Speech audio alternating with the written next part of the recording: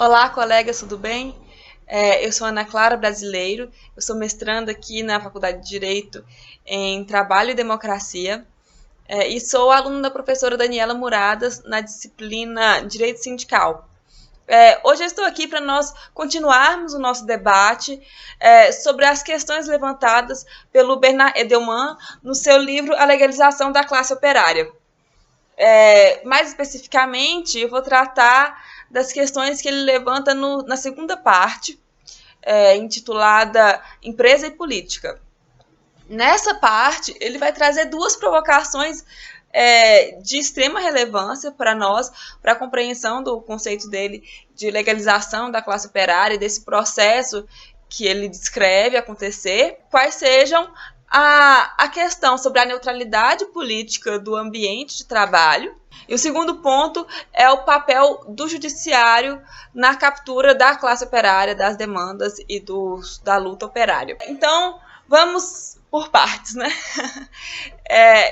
A primeira questão, essa neutralidade do ambiente de trabalho, o Edelman, ele diz ser uma característica pregada pela filosofia política burguesa e que foi denunciada e colocada em pauta no 22º Congresso do Partido Comunista Francês pelo então secretário-geral do partido, que disse que a empresa ela não era mais um local apenas privilegiado da luta econômica, mas também da luta política, e que seria nela que o partido deveria buscar lançar as bases para alcançar o seu local de destaque, o local que ele merecia na vida política nacional.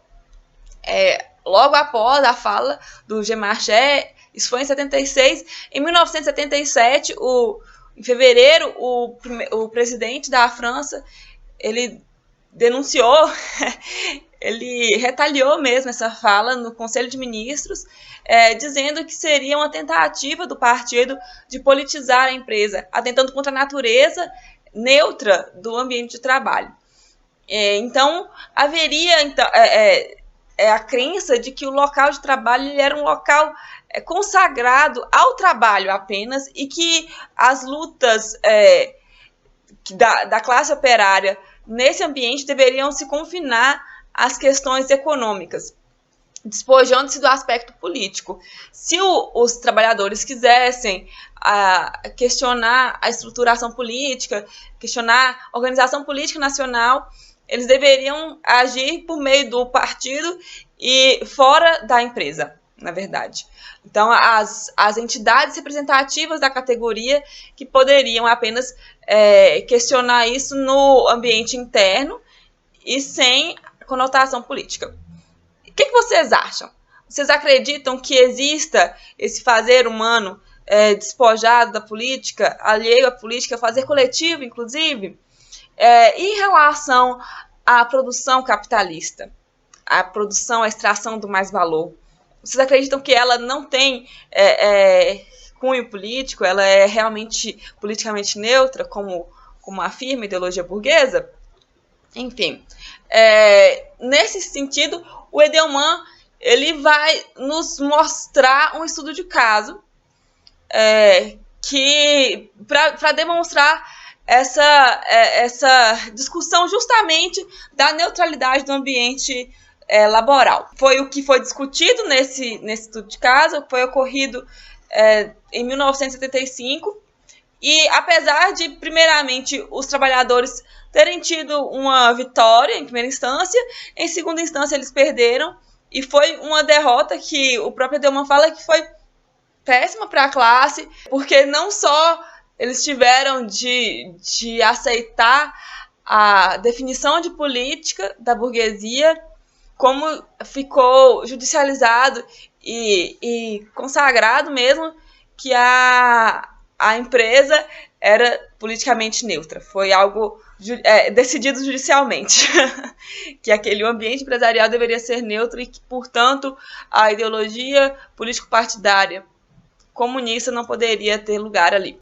Nessa segunda parte, então, o Edelman ele pretende demonstrar a sua tese de que não existiria um direito burguês e um direito não burguês, sendo esse direito não burguês o direito do trabalho, dos trabalhadores, que a ele serviria, mas apenas um direito burguês.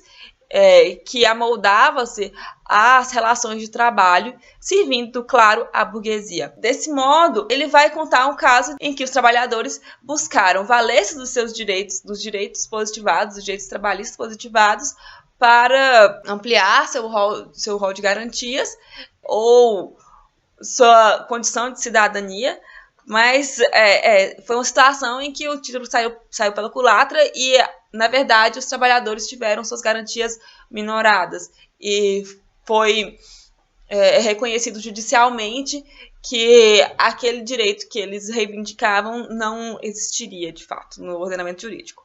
Então, em breve resumo, o caso que ele conta aconteceu em 1975, quando 2 dirigentes do Partido Comunista foram ao estacionamento de uma fábrica da Ferrodô, na França, para panfletar e conversar com os trabalhadores, e foram recebidos pelos diretores daquela fábrica com a ordem de se retirarem dali, entregue inclusive por um oficial de justiça. E esses dirigentes do partido não apenas recusaram a sair, como retornaram várias vezes ao estacionamento no horário de troca de turnos para panfletar, para autografar livros, para conversar com os trabalhadores. Nesse momento, então, a empresa acaba por processar o partido e, apesar de perder em primeira instância, em segunda instância vence, e é esse o julgamento que passa a valer, e ela vence baseando-se principalmente em 3 vertentes. Os dirigentes, eles estavam atentando contra a propriedade, contra a autoridade e contra a neutralidade que deveria reinar no local consagrado ao trabalho. Então, existe nesse caso uma argumentação muito forte do próprio tribunal a fim de fazer valer os interesses burgueses. Apesar de, em primeira instância, ser afirmado que o direito do trabalho ele permitiria, naquela visão dual já apresentada pelo Edelman na primeira parte, que divide o homem em profissional e cidadão, dando ao profissional apenas o trabalho e a possibilidade de questionar o mundo economicamente, e ao cidadão, sim, a possibilidade de atuar politicamente. Apesar de, em primeira instância, haver a decisão de que o direito do trabalho ele serviria para trazer ao homem, enquanto trabalhador, mesmo durante o horário de trabalho, essa condição de cidadania, barrando, então, essa propriedade, essa manifestação da propriedade exercida pelo patrão sobre os seus empregados, dando a ela um limite. Em segunda instância, houve uma reversão muito forte desse entendimento, dizendo, por exemplo, que não poderia ser, o tribunal não poderia julgar diferentemente o direito em relação a cada pessoa. Ou que, por outro lado, os direitos humanos também, que foram aplicados em um primeiro momento para garantir direitos aos trabalhadores, por serem esparsos e desorganizados, não seriam capazes de limitar um direito tão positivado em lei, inclusive, quanto o direito de propriedade, quanto a autoridade que poderia o empregador exercer em relação aos seus empregados. E em relação à neutralidade, houve em primeira instância o argumento de que no ambiente fabril já havia a proliferação de pensamentos favoráveis ao ideário burguês e que, na verdade, o Partido Comunista, ao estar ali, ele favoreceria e permitiria a existência de uma neutralidade que poderia ser exercida dessa forma, não apenas com o silêncio das vozes políticas, mas também com a pluralidade de vozes políticas. Então, apesar desse argumento, foi revertida também essa decisão, dizendo que o erro dos patrões não poderia justificar o erro dos comunistas. Então, a existência de uma neutralidade no ambiente fabril só existiria se não houvesse qualquer voz, qualquer divulgação de pensamento político naquele ambiente. E toda essa contextualização que traz muito a questão uma pergunta muito forte sobre se o ambiente de trabalho, se o local de trabalho ele é local de política. Essa questão da neutralidade, ela realmente puxa esse questionamento para nós. Onde é o local da luta operária, não é, gente? Onde que essa luta pode desenvolver? Se é que ela existe, onde que ela se desenvolve? Ela tem cunho político? Se existe esse cunho político, onde ela poderia existir? Onde ela poderia nascer? Se não dentro da fábrica, nas ruas, nas praças, onde é esse local? No ambiente, em volta dos meios de produção, que vão se desenvolver as relações sociais e políticas laborais. Em volta do meio de produção, no próprio ambiente do trabalho, que vão se desenvolver essas relações. Então, talvez essa neutralidade política do ambiente de trabalho nunca possa ser alcançada. Talvez ela nunca tenha existido. E talvez esse discurso de neutralidade seja apenas um instrumento de dominação política, né? Eu gostaria realmente que vocês comentassem sobre o que vocês pensam sobre isso. Escreve aqui embaixo, vamos comentar e debater aqui no Moodle. Passando para o segundo tema, seria a judicialização, o papel do judiciário, né, nessa captura da classe operária, das lutas operárias, está intrinsecamente ligado à ideia de legalização da classe operária, porque uma vez que esse fato, que era um delito, se torna um direito, ele passa a ser limitado não apenas pela legislação, mas também controlado pelo judiciário. Então, o judiciário ele tem um papel extremamente importante ao fazer valer aquilo que a burguesia estipula e pretende que seja a interpretação dada à lei trabalhista que ela permite que exista nesse direito burguês, na perspectiva do Edelman. Vamos trazer essa discussão, então, para o Brasil hoje. A começar pela Constituição, que no seu artigo 9º garante aos trabalhadores o direito à greve, sendo a eles competente a definição da sua oportunidade e dos interesses que serão, por meio dela, defendidos. Também a lei de greve, que condiciona o exercício do direito de greve a questões que a Constituição não condicionaria, como, por exemplo, a negociação prévia ou o aviso em 48 horas ou 72 horas de antecedência de que a greve será deflagrada, ela ainda preserva essa discricionariedade dos trabalhadores em relação à oportunidade e aos interesses que a greve defenderá. Como é possível, então, que greves sejam declaradas oportunistas de acordo com o momento em que sejam exercidas, sendo que aos trabalhadores cabe definir a oportunidade do exercício do direito de greve? Isso ocorreu, por exemplo, em 2013, quando da deflagração da greve dos aeroviários próximo ao Natal. Foi uma greve taxada de oportunista e os tribunais determinaram que 80% e houve decisão até de 100% dos trabalhadores continuassem trabalhando em regime normal, mesmo durante a greve. Então, eles acabaram com a possibilidade de exercício desse direito sob uma justificativa que não caberia no direito nacional. Pelo menos, a primeiro momento, a gente não consegue enxergar como poderia uma greve ser oportunista, sendo que a eles cabe a oportunidade do exercício.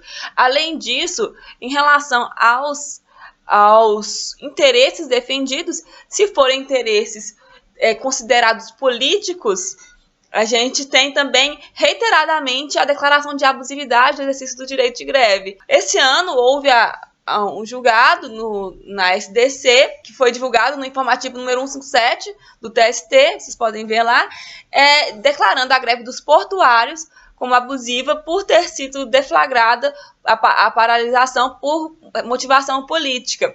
O TST disse o seguinte, que a greve realizada por explícita motivação política, mesmo que por curto período de tempo, é abusiva.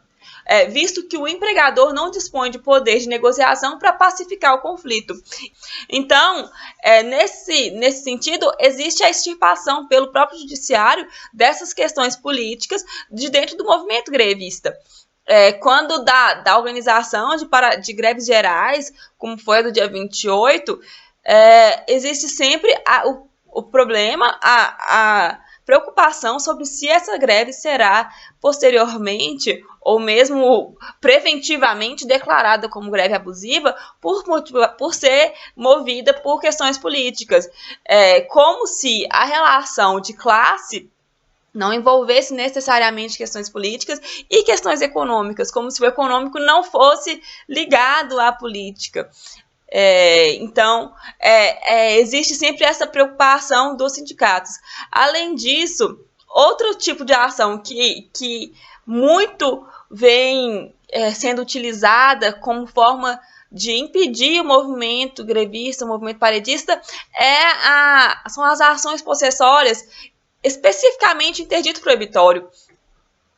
Que são ações estranhas ao processo do trabalho e que vêm sendo utilizadas largamente, tendo sido inclusive reconhecido pelo Supremo Tribunal Federal a competência da Justiça do Trabalho para processar e julgar essas ações possessórias que sejam decorrentes de exercício do direito de greve por trabalhadores da iniciativa privada, e ao reconhecer a possibilidade da Justiça do Trabalho processar e julgar essas ações, reconhece a possibilidade de utilização de ações de interdito proibitório contra movimentos grevistas. Não é? E isso pode, inclusive, gerar dano moral coletivo, como foi reconhecido pela 7ª turma do TST em 2014, inclusive contra bancos da região metropolitana de Belo Horizonte, que impetraram 21 ações de interdito proibitório contra movimentos grevistas e acabaram por serem condenados a pagar 50 mil por cada ação impetrada, pois entendeu-se que elas geraram, pela quantidade de ações, pelo modo reiterado que se impetraram nessas ações, um dano moral à coletividade dos trabalhadores que ficaram impedidos de realizar suas greves. Mas o problema não está apenas nos empregadores entrarem com essas ações, mas também e principalmente no judiciário aceitá-las reiteradamente. E com a interpretação mais dura do que a que prevê a lei, muitas vezes, e baseado também em julgados anteriores, o que acaba por restringir mais o direito à greve do que poderia ser restrito. O interdito proibitório é interessante também porque ele está estritamente ligado ao caso que nós lemos na segunda parte do Legalização da Classe Operária, não é? Porque aquele oficial de justiça, quando ele chegou ali com a ordem para que os comunistas retirassem do estacionamento da Ferrodô, o que havia ali era uma certa proibição da política integrar aquele espaço, da política classista, claro, classista dos trabalhadores. Eu queria que vocês debatessem aqui também como vocês enxergam essa participação do judiciário na luta de classes, como que na luta política e na legalização e judicialização da luta de classe e dos movimentos da classe trabalhadora. Um abraço e até mais, bons estudos.